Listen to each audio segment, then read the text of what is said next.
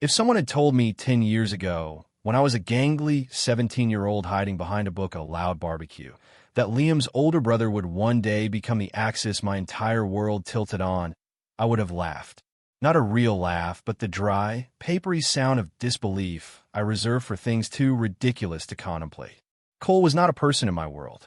He was a landmark, a mountain range on the horizon of my life, with Liam, permanent, imposing, and completely unreachable. He was granite and engine oil, a low rumble of a voice that vibrated through the floorboards, a presence that sucked all the air out of a room just by walking into it. And I was, me, quiet, contained, a collection of anxious habits and well-worn paperbacks. We were two different species, occupying the same planet by sheer cosmic coincidence. My life was built on routine, a fortress of predictability. I woke at 6:30. I drank my coffee black while reading the first 10 pages of a new book. I worked at the university library, a hushed cathedral of knowledge, where my primary interactions were with the Dewey Decimal System. My evenings were spent in my small, meticulously organized apartment, a space that was a perfect reflection of my internal landscape. Everything in its place, no surprises. My friendship with Liam was the one wild, vibrant thread in this carefully woven tapestry of beige. He was loud where I was quiet, impulsive where I was cautious. He was the reason I ever left my apartment for anything other than work or groceries. He was my window to the world. And through that window, I saw Cole, always from a distance, leaning against the doorframe of his parents' house, arms crossed over a chest that seemed impossibly broad. His face, usually smudged with grease, was a study in grim concentration. He never smiled, not really. Sometimes the corner of his mouth would twitch in a way that might have been amusement, but it was a fleeting, guarded thing. He was 4 years older, and in the grand, stratified society of adolescence and early adulthood, that might as well have been a century. He moved with a heavy, deliberate certainty, as if the ground beneath his steel-toed boots had personally agreed not to shift. He was everything I wasn't: physical, confident, loud without ever raising his voice. The distance between us was a chasm, carved by more than just personality. He was Liam's brother. He was, as far as anyone knew, aggressively straight, with a rotating cast of girlfriends in his late teens and early 20s who all seemed to share the same long hair and short shorts. He was a mechanic who could rebuild a carburetor with his eyes closed, and I was a man who considered successfully assembling a piece of IKEA furniture a triumph of engineering. He existed in a world of tangible things, of torque and horsepower, while I lived in a world of abstractions, of subtext and symbolism. He would look at me, when he bothered to look at all, and his eyes would slide right over me. I was just Ethan, Liam's quiet friend, a piece of furniture in the background of his family life, a ghost at the edge of the frame. And I, in the pathetic secret theater of my own mind, was desperately, hopelessly in love with him. It was an ache I had carried for so long it had become a part of my anatomy, a phantom limb that throbbed with a dull, constant pain. It was a stupid, pointless crush, the kind you're supposed to outgrow, like acne or a belief in happy endings. But it lingered. It festered.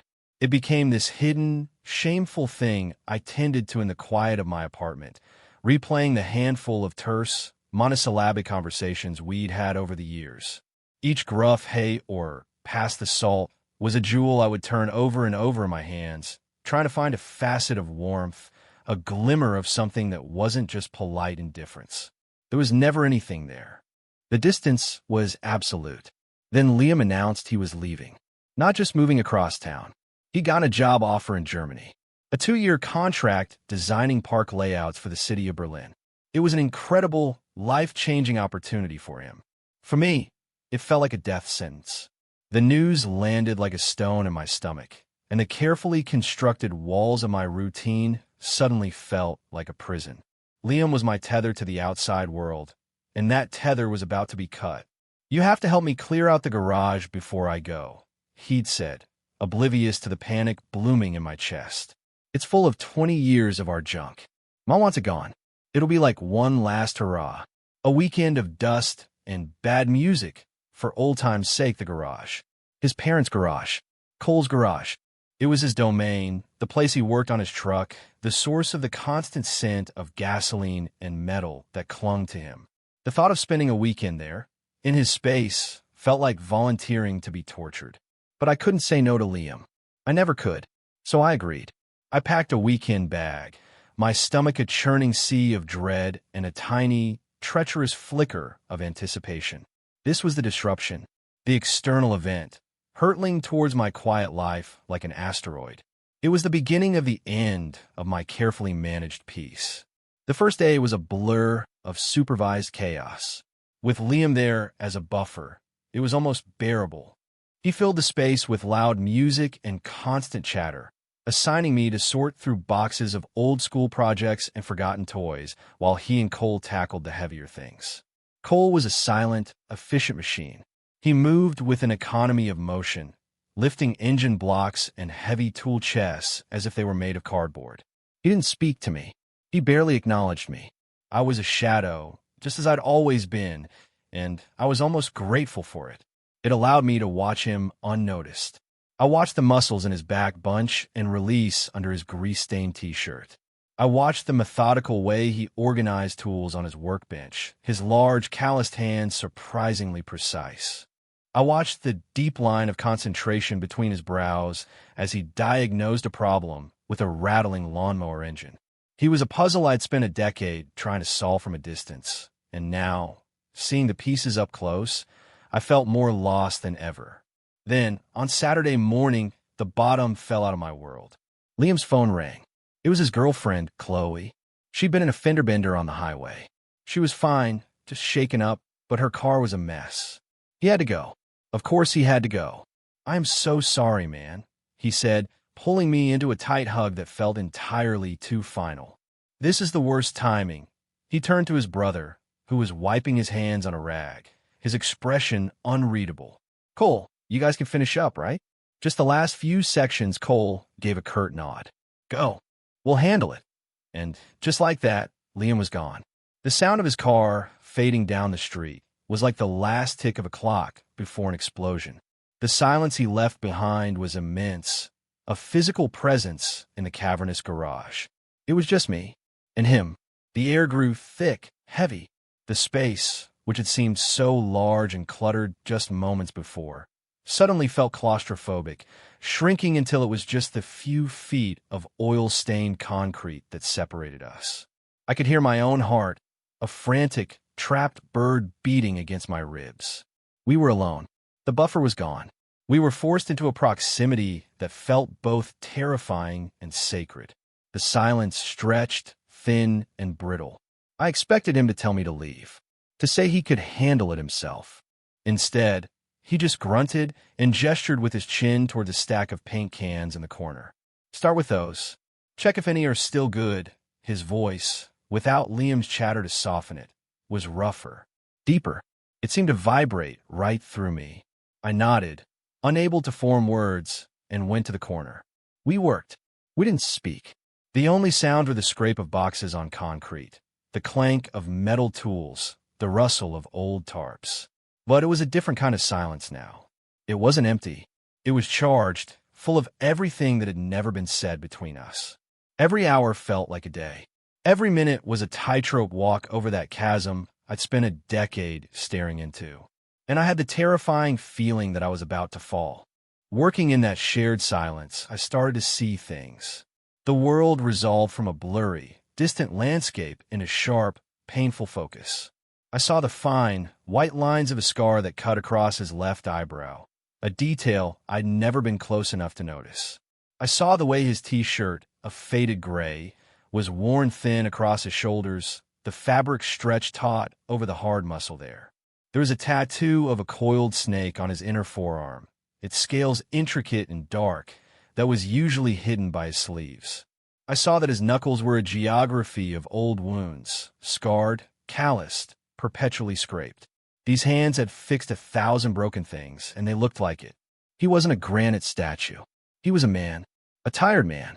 There were shadows under his eyes that I had always interpreted as a scowl of dismissal, but up close, they just looked like exhaustion.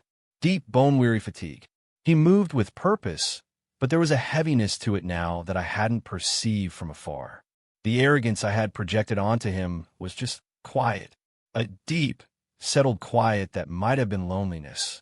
Later in the afternoon, I was trying to reach a box of old rags on a high, precarious shelf. I was stretching, my fingers just brushing the cardboard, my balance unsteady on the wobbly step stool. I felt a sudden, solid warmth on the small of my back. A large hand pressing firmly against my shirt, steadying me. "Careful!" Cole's voice was a low rumble, right behind my ear. My entire nervous system short-circuited. It was not a lingering touch. It was not romantic. It was a purely practical, reflexive gesture to keep me from falling. But it was the first time he had ever touched me with intention. The heat of his palm seemed to burn through the thin cotton of my t-shirt, branding itself onto my skin. My breath hitched. The air crackled. I froze, my hand still outstretched toward the box. My heart was no longer a bird. It was a jackhammer trying to break its way out of my chest. "Don't react. Don't make it weird. Just get the box." I grabbed the box, my movements stiff and jerky, and stepped down from the stool. I didn't dare look at him. I could feel his presence behind me, a solid wall of heat. He removed his hand as soon as my feet were on the ground, but I could still feel it there, a phantom pressure. "Thanks," I mumbled to the floor. "Yeah," was all he said, already turning back to the engine he was tinkering with. For him, the moment was over. It had never even been a moment. For me, it was everything. A jolt of electricity that had reset my entire world. The carefully constructed distance had been breached. Not by a conversation, not by a look, but by 5 fingers pressed against my back. And that simple, meaningless touch had undone me completely. The weight of it all, Liam leaving, the years of silent longing, the gut-wrenching tension of the last few hours, that single, devastating touch, it all coalesced into a single, unbearable point of pressure behind my eyes. I felt the familiar burn of tears, hot and unwelcome. I couldn't let him see this. Not him. Not here. I muttered something about needing a break and fled to the darkest corner of the garage, a small space behind a stack of old, cracked tires that smelled of decaying rubber and earth. I sank down, my back against the cool cinder block wall, and buried my face in my hands. The tears came, silent and hot. It was grief, pure and simple. Grief for the end of my friendship with Liam as I knew it. Grief for the pathetic, hopeless love I had for a man who didn't know I existed. Grief for the lonely, quiet life that was waiting for me when this weekend was over. I was crying for a decade of silence, for a future that felt empty. I didn't hear him approach. His heavy boots were silent on the dusty concrete. The first I knew of his presence was the shadow that fell over me. "Hey." His voice was rough, but it lacked its usual sharp edge. It was hesitant. "You okay?" I scrubbed at my face, mortified, caught. I tried to pull myself together, to form a lie, but all that came out was a choked sob. I was Liam's nerdy friend, the quiet one. I wasn't supposed to fall apart in his brother's garage. He didn't laugh. He didn't walk away. He crouched down in front of me, his knees cracking in the sudden silence. He was too close. His presence was overwhelming, all heat and muscle and the scent of motor oil. He wasn't looking at me with pity or disgust. His expression was one I'd never seen on him before. It was confusion, concern. "Ethan," he said my name, and the sound of it in his low voice was so unfamiliar it was like hearing a foreign word. "What's wrong?" In that moment, the entire dynamic of our universe shifted on its axis. He was no longer the imposing, distant figure on the horizon. He was here, on my level, asking me a question he genuinely seemed to want the answer to. I was no longer an invisible piece of the background scenery. I was a person in pain, and he was the one who had found me. The power I had always assigned to him, the power of his indifference, vanished in the space of a single, quiet question. The field between us was, for the first time, level. Night fell, but we kept working. A storm had been threatening all day, and now it rolled in with a vengeance. The sky outside the open garage door turned a bruised purple-gray. The wind picked up, rattling the loose, corrugated metal of the roof. Then the rain started, a few fat, heavy drops that quickly became a torrential downpour, a solid wall of water that blurred the outside world into nothing. A flash of lightning bleached the garage in stark white, followed a second later by a deafening crack of thunder that shook the whole building. The lights flickered once, twice, and then died, plunging us into a thick, profound darkness. "Damn it!" Cole's voice cut through the black. There was a scrabbling sound, then the sharp click and bright, narrow beam of a powerful flashlight. He played it over the workbench, found a wide, battery-powered lantern, and switched it on. It cast a warm, yellow circle of light, pushing the oppressive darkness back into the corners. The world shrank. There was no house, no neighborhood, no city. There was only this island of light in the garage, the roar of the rain on the roof, and the two of us. The storm had made a decision for us. There was no going anywhere. We were trapped here, together, in this bubble of dim light and sound. The air was thick with the smell of ozone from the lightning, damp earth, and the ever-present scent of oil and gasoline. It was intimate. It was terrifying. Cole rooted around in a small dorm fridge tucked under the workbench and pulled out 2 beers, condensation beating on the brown glass. He twisted the cap off one and handed it to me. Our fingers brushed. Another jolt. I try not to flinch. He opened his own and then walked to the back of his massive pickup truck, which was parked inside, and lowered the tailgate with a heavy clang. He sat down, his long legs dangling, and patted the space beside him. An invitation. My feet felt like lead, but I made the move. I sat on the edge of the tailgate, a careful foot of space between us, and took a long sip of the beer. It was cold and bitter. We sat in silence for a while, listening to the symphony of the storm. The rhythmic drumming of the rain was a constant, hypnotic beat. "So," he said, his voice low to be heard over the downpour. He didn't look at me, just stared out into the rain-swept darkness. "You never told me what that was about earlier." My stomach twisted. I had hoped he'd forgotten. "It's nothing. Just Liam leaving. It's a lot." It wasn't a lie, but it was so far from the whole truth it felt like one. He nodded slowly, taking a drink from his bottle. "Yeah, I get it. Hating goodbyes." He was quiet for another long moment, and I thought that was the end of it. But then he spoke again, his voice even lower, rougher. "The house is going to be too quiet. Liam's the only one who, I don't know. He just gets it. Gets me. I'm going to miss him like hell." The confession hung in the air between us, a small, fragile thing. It was the most vulnerable I had ever heard him be. He was admitting to a need, to a future loneliness. He was showing me a crack in the granite facade, and it was my undoing. That small offering of his own pain made my carefully constructed defenses crumble to dust. "It's not just about Liam leaving." The words tumbled out of me before I could stop them. They sounded small and thin against the roar of the storm. He turned his head then, and his eyes found mine in the dim, yellow light. He just waited. He didn't push, didn't prompt. He just held my gaze, his expression patient, and gave me the space to either retreat or fall. I fell.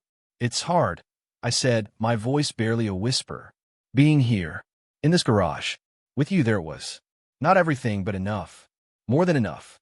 The admission was out, hanging in the super-saturated air between us, more potent than the smell of gasoline. I watched his face, bracing for the inevitable confusion, the revulsion, the polite but firm rejection. My heart was hammering against my ribs, so hard I thought he must be able to see my shirt move. He didn't do any of those things. He just watched me, his dark eyes searching my face. The line of his jaw tightened. He slowly, deliberately, set his beer bottle down on the tailgate beside him with a soft clink. The sound was deafening in the charged silence. He didn't break eye contact. Then he started to move. It was an impossibly slow lean, a glacial shift of his weight towards me. It was so slow it felt like a dream. It was a question, asked without words. "Is this okay?" It gave me every opportunity to pull back, to shake my head, to shatter the moment. I didn't move. I couldn't. I could only watch as his face came closer, as the space between us disappeared.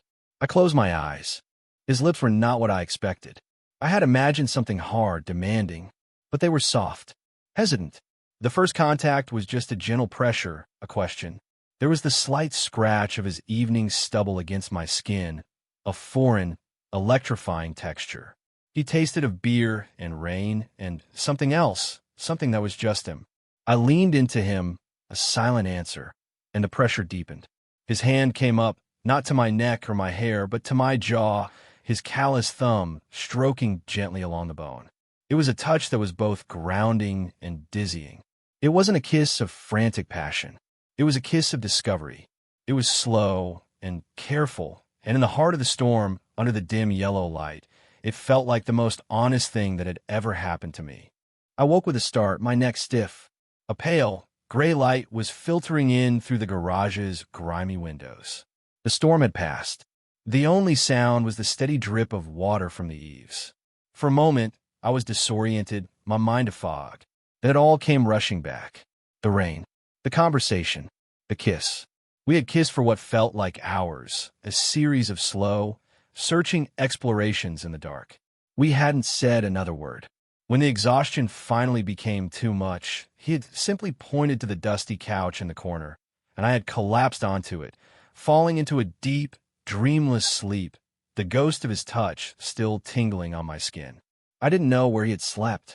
I sat up, my heart doing a hopeful, stupid little flutter. I looked around the garage. It was empty. The workbench was tidy. The floor was swept. And the big, empty space where his truck had been parked screamed at me. It was gone. Panic, cold and sharp, lanced through me. I scrambled to my feet and ran to the open garage door. The driveway was empty. His truck was gone. He was gone. My eyes scanned the garage, desperate for some sign, some explanation. On the workbench, right next to the lantern we'd used, was a single, folded piece of paper. My hands were shaking as I picked it up. It was a scrap torn from a greasy notepad. The handwriting was a rushed, jagged scrawl. 2 words. Had to go. There was no name. There didn't need to be. The brevity of it was a slap in the face. It was a dismissal, a full stop. The warmth of the previous night evaporated, replaced by an icy, creeping shame. My mind, my greatest enemy, began its vicious work. He's straight. You caught him in a weird, vulnerable moment. The storm, Liam leaving, it was a fluke, an anomaly. And now, in the clear light of day, he is disgusted. He's horrified. He ran. He ran away from you. The thoughts were a swarm of angry bees in my stomach. I had misread everything. I had taken his moment of kindness, his flicker of vulnerability, and I had twisted it. I had pressured him. I had made him do something he regretted, and he couldn't even stand to be in the same building with me when the sun came up. I was a fool, a predator. The heat rising in my cheeks wasn't a blush. It was the fire of pure humiliation. I moved through the rest of the morning on autopilot, a hollowed-out shell. I packed the last few boxes, my movements robotic. The garage, which had felt so charged and intimate just hours before, now felt vast and mocking. Every empty corner echoed with my stupidity.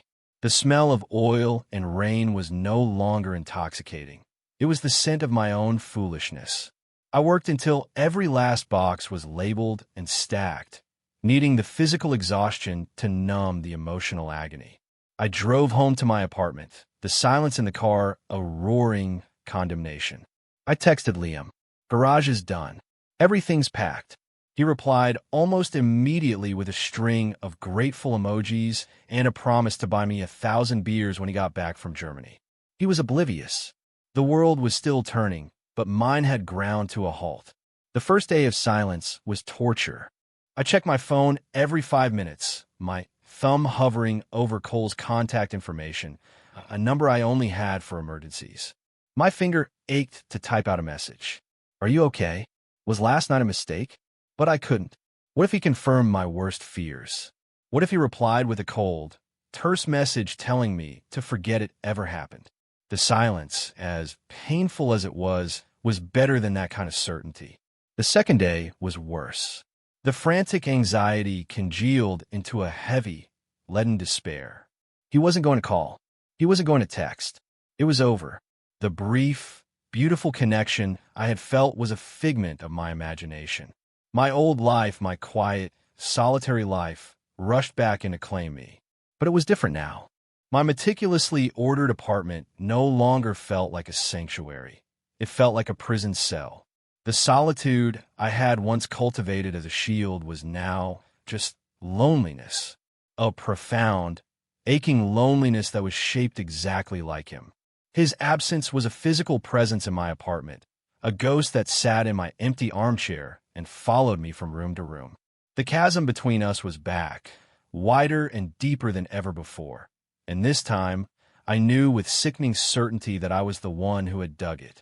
Late on the third night, I was sitting in the dark, staring at the wall, when a knock came at my apartment door. It was a hard, hesitant sound, not the cheerful rap of a delivery person or the polite tap of a neighbor. My building was secure. No one could get in without being buzzed up.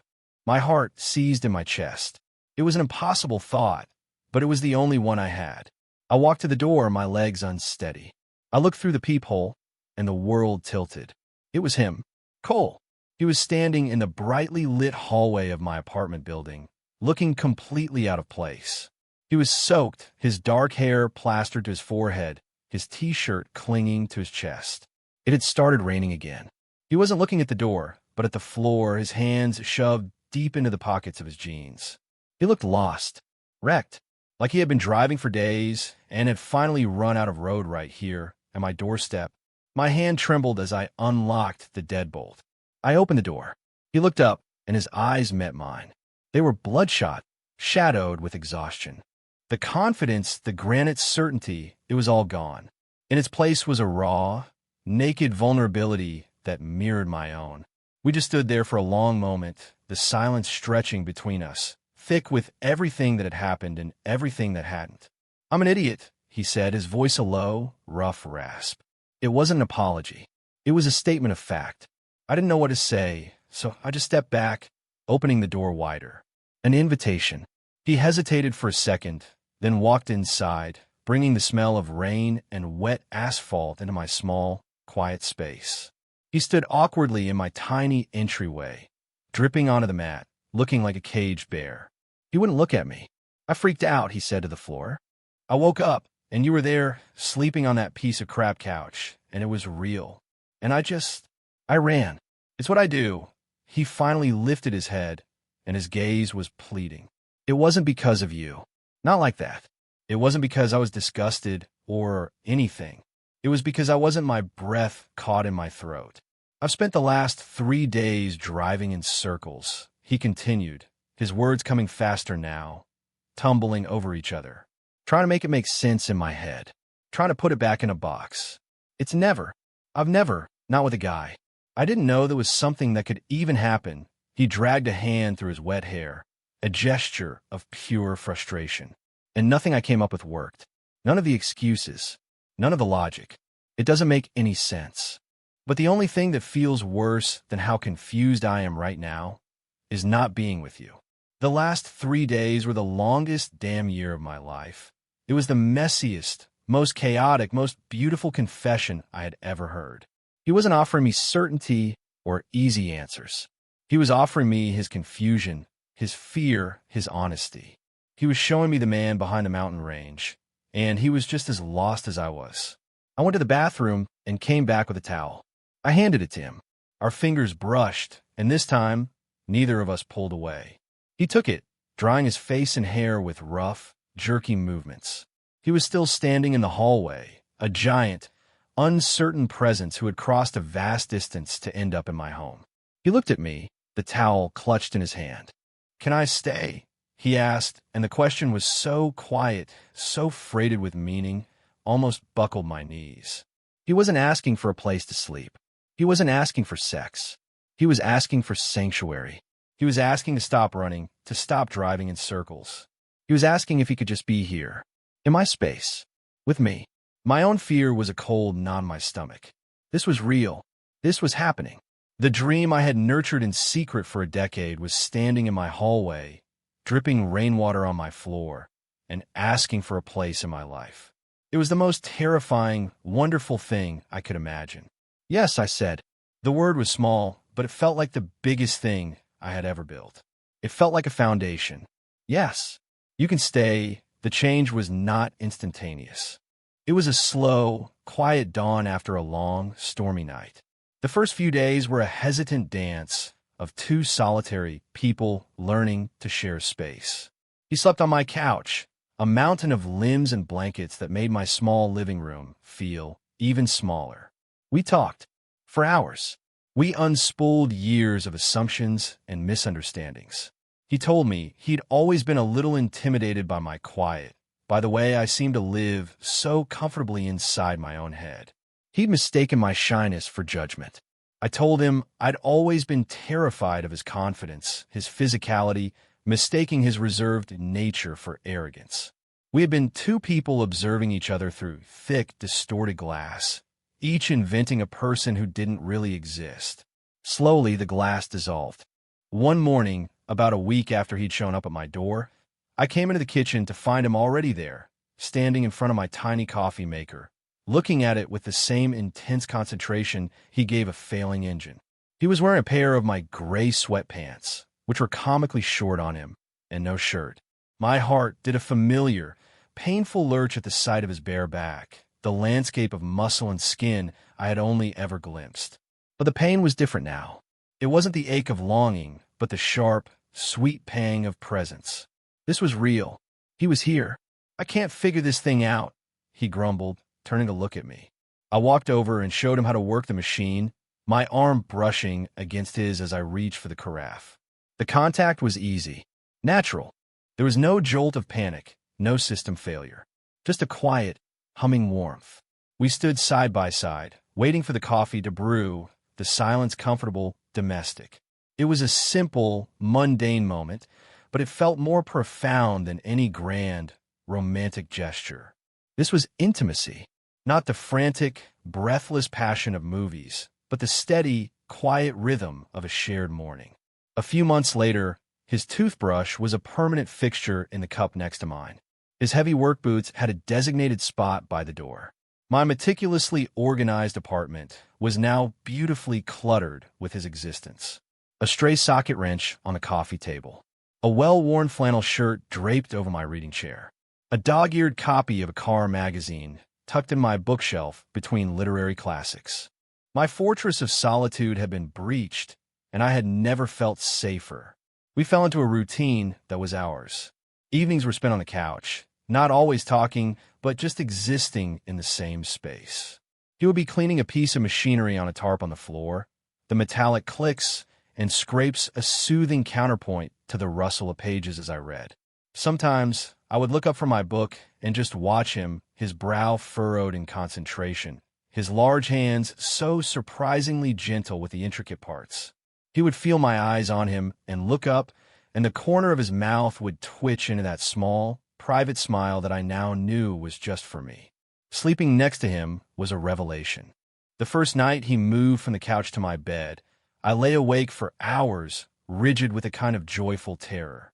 But he just rolled over, draped a heavy arm over my waist, and pulled me against the solid warmth of his chest, his breath evening out into the slow, deep rhythm of sleep. Lying there, tucked against him, the frantic bird in my own chest finally, after a lifetime of panic fluttering, settled into a deep and profound stillness. I was home. I thought about the man I used to be, the quiet librarian who lived his life between the covers of books, who built walls to keep the world out, who believed that safety was found in the absence of feeling. I had curated a life of perfect, predictable loneliness, and I had called it peace. I was so terrified of the plot twisting that I refused to even turn the page. Cole was the plot twist I never saw coming. He was the disruption, the storm, the inciting incident that had dismantled my carefully ordered world. He hadn't just breached the walls of my fortress. He had demolished them, and then, with his own quiet, steady hands, he had helped me build something new in the rubble. Something real. He didn't fit in my old life. He created a new one, a life big enough for both of us. The garage wasn't just a place of dust and memories. It was the place I was found, the place where the silence was finally broken, the place where I learned that the greatest risk isn't feeling too much, but feeling nothing at all. He was the landmark I had spent a decade admiring from an impossible distance, and I had somehow, miraculously, found my way to the heart of the mountain.